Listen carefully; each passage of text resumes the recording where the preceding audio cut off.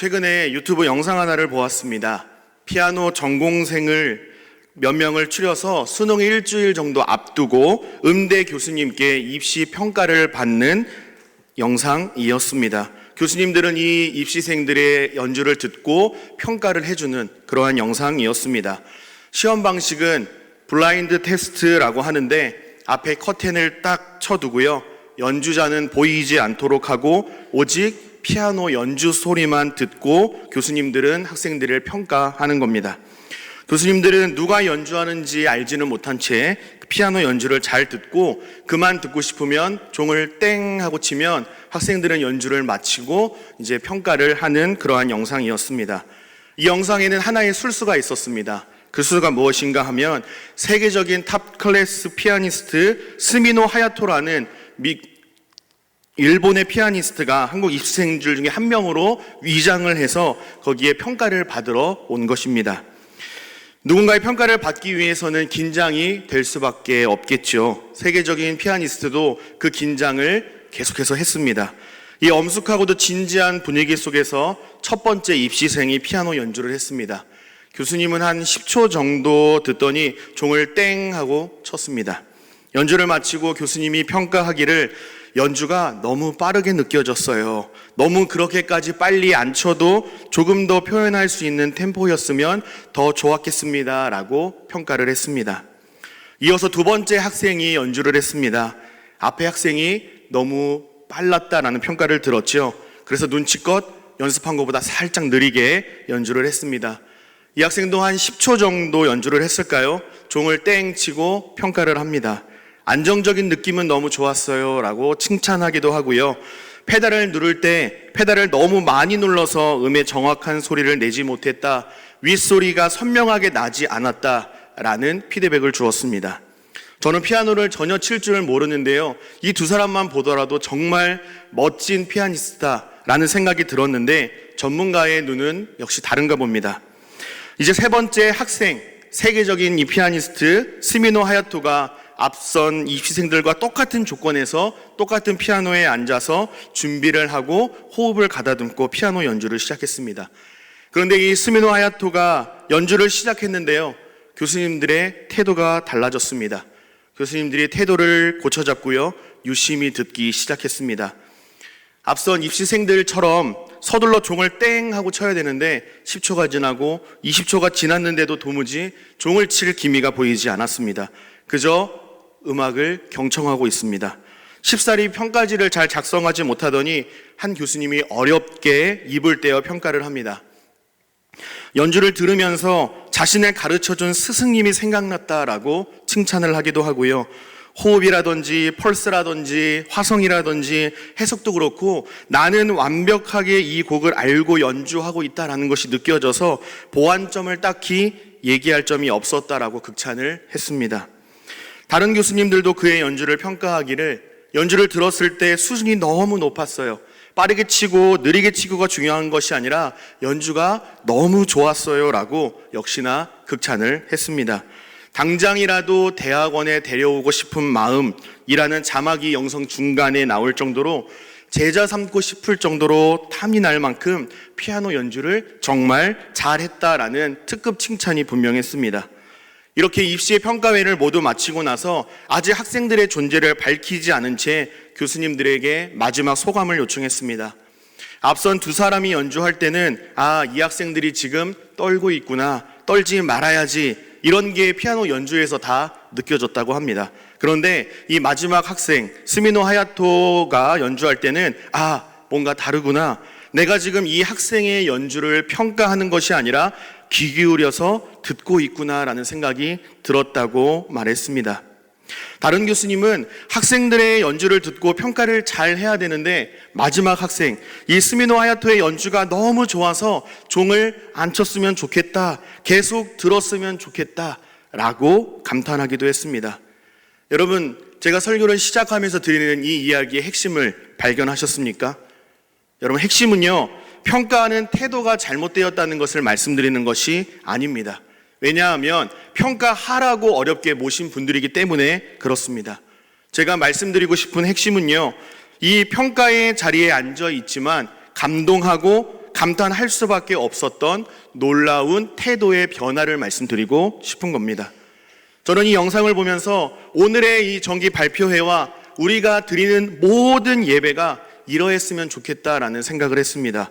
평가의 자리, 점수를 매기는 자리가 아니라 우리를 향하신 하나님의 사랑과 은혜에 그저 압도되어서 그냥 그대로 꼬꾸라져서 하나님의 영광과 임재를 풍성히 누리며 오직 하나님께만 영광 돌리는 우리의 모든 영적인 행위가 되었으면 좋겠다라는 생각을 말씀드리는 것입니다. 오늘 보면 사무엘하 6장은 하나님의 임재를 상징하는 하나님의 궤를 다윗성으로 옮기는 영광스러운 장면이 기록되어 있습니다. 그 말씀이 사무엘하 6장 15절 16절에 기록되어 있습니다. 다윗 왕과 온 이스라엘 족속이 즐겁게 환호하며 나팔을 불었다라고 기록하고 있는데 마치 축제의 장면이 연상이 됩니다.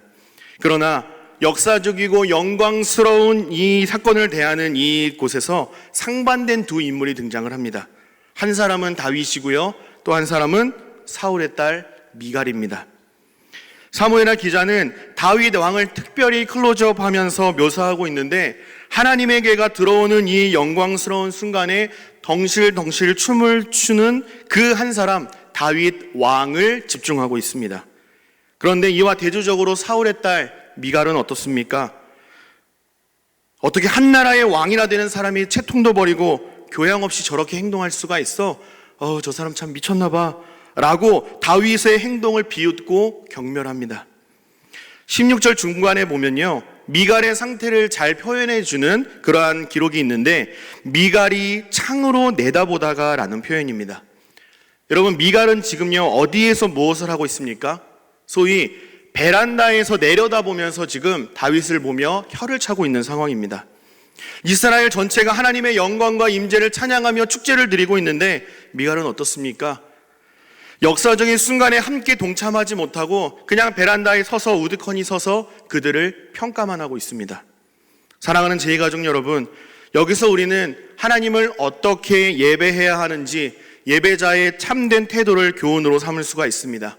여러분, 반드시 기억하시기를 바랍니다. 우리가 어디에 있든지 무엇을 하는지도 굉장히 중요하지만 어떤 마음으로 그 자리에 있는지가 더 중요합니다. 같은 시간, 같은 장소에서 같은 상황에 같은 예배를 드려도요, 하나님의 영광과 임재를 경험하며 하나님을 찬양하며 은혜 받는 다윗과 같은 한 사람이 있는가 하면요, 왜 그래? 오늘은 10점짜리 예배, 오늘은 5점짜리 예배, 평가만 하다가 은혜는 홀랑 다 까먹고 빈손으로 돌아가는 미갈과 같은 사람도 있을 수가 있습니다. 여러분, 축구장에서 정해진 시간 내내 이악 물고 최선을 다하여서 뛰는 축구 선수와 그냥 출전했다라는 것으로 만족하는 이 축구 선수의 영광과 기쁨이 어찌 같을 수가 있을까요? 천지 차이죠. 여러분, 예배하면서 우리는 반드시 기억해야 합니다. 예배의 감독과 청중과 관객은요 오직 하나님뿐이십니다. 우리는 경기장 안에서 치열하게 이악 물고 뛰어야 하는 선수일 뿐입니다. 이 사실을 놓치는 순간 우리는 예배를 벗어났다고 해도 과언이 아닐 것입니다. 여호와의 궤가 다윗 성으로 들어오는 것을 보고 기뻐 뛰며 찬양하다가 다윗 왕의 바지가 훌러덩 내려갔다는 사실을 여러분 잘 알고 계실 것입니다. 그리고 미갈은 다윗을 보며 책망했지요. 이러한 미갈의 평가를 듣고 다윗은 이러한 말을 했습니다. 사무엘하 6장 21절과 22절을 세번역 성경으로 보면 이렇게 되어 있습니다. 잘 들어보시기를 바랍니다. 다윗이 미갈에게 대답하였다. 그렇소, 내가 주님 앞에서 그렇게 춤을 추었소. 주님께서는 그대의 아버지와 그의 온 집안이 있는데도 그들을 마다하시고 나를 뽑으셔서 주님의 백성 이스라엘을 다스리도록 통치자로 세워주셨소. 그러니 나는 주님을 찬양할 수밖에 없소. 나는 언제나 주님 앞에서 기뻐하며 뛸 것이요, 내가 스스로를 보아도 천한 사람처럼 보이지만 주님을 찬양하는 일 때문이라면 이보다 더 낮아지고 싶소 라고 다윗은 말했습니다. 여러분, 다윗의 고백이 어떻게 느껴지십니까? 미련하다라고 느껴지십니까? 아니면 부러우십니까? 여러분, 어떤 사람이 다윗과 같은 진정한 예배자가 될 수가 있을까요? 노래를 잘하는 사람, 성경을 많이 아는 사람이 아니라 하나님의 사랑과 은혜를 깊이 경험한 사람이 하나님을 뜨겁게 예배할 수 있다는 사실을 기억하시기를 바랍니다. 여러분, 하나님을 아는 만큼 예배할 수 있고요, 하나님을 사랑하는 만큼 더 깊은 예배를 드릴 수가 있습니다. 또한 온 마음과 정성을 다해 하나님을 예배할 때에 하나님을 더 깊이 알 수가 있고요, 하나님을 더 사랑할 수가 있습니다. 왜냐하면 하나님께서는 예배자들을 찾고 계시기 때문이고요, 지금도 그 예배자 한 사람을 찾고 계시기 때문입니다. 우리는 이것을 예배의 유익이요 특권이요 믿음의 선순환이다, 이렇게 말합니다. 이제 말씀을 마치고 나면 이 코람데오와 파이디온이 찬양으로 하나님께 영광 돌립니다. 문 밖에 서서 대기하고 있는 우리 코람데오와 파이디온 여러분, 오랜 시간 준비하고 연습한 만큼 한음 최선을 다하여서 하나님을 찬양해 주시기를 바랍니다. 후회 없는 찬양으로 하나님께 영광 돌릴 수 있기를 축복합니다. 오랜 시간 아마 여러 번, 수십 번, 수백 번 부르고 연습해서 이제는 자다 깨워도 충분히 부를 만큼 익숙한 찬양이 되었을 줄로 압니다. 이 시간 여러분이 힘차게 부르고 연주하는 이 찬양의 가사가 여러분의 진심이 담긴 신앙 고백이요, 앞으로 그렇게 살아가겠노라 믿음의 결단으로 하나님께 올려드릴 수 있었으면 좋겠습니다. 여기까지 나아갈 수 있기를 주님의 이름으로 축복합니다. 또한 은혜 성전과 영상으로 예배드리시는 분들에게도 같은 부탁을 드리고 싶습니다. 코람데오와 파이디온이 정말 열심히 준비하고 열심히 연습했다라고 들었습니다. 어제도 저녁 늦게까지, 밤 늦게까지 마무리 연습하고 리허설하고 돌아간 걸로 알고 있는데요, 이들의 찬양과 연주를 통해서 들려지는 하나님과 하나님의 사람에 대한 이야기 가운데에 우리를 향하신 하나님의 사랑과 은혜에 감탄하고 감동할 수 있는 평가자가 아닌 진정한 예배자로 여기까지 나아가실 수 있기를 간절히 소망하고 축복합니다. 남들은 다 은혜 받고 하나님의 은혜를 누리며 감동하고 찬양하는데 멀뚱멀뚱하거나 잘하네, 못하네, 틀렸네 평가하며 은혜 까먹는 미갈과 같은 낭비의 시간을 보내지 마시고 보잘것없고 연약한 죄인 된 나를 사랑하셔서 은혜를 베푸셔서 여기까지 나를 인도하셨구나, 다윗과 같은 심정과 마음으로 우리 모두가 하나님께 죄인 된 우리를 위해 행하신 일들에 감탄하고 감사하면서 오직 하나님께만 영광 돌릴 수 있는, 하나님의 영광과 임재가 풍성하게 누려지는 은혜의 시간 되시기를 주님의 이름으로 간절히 소망하고 축복합니다. 아멘.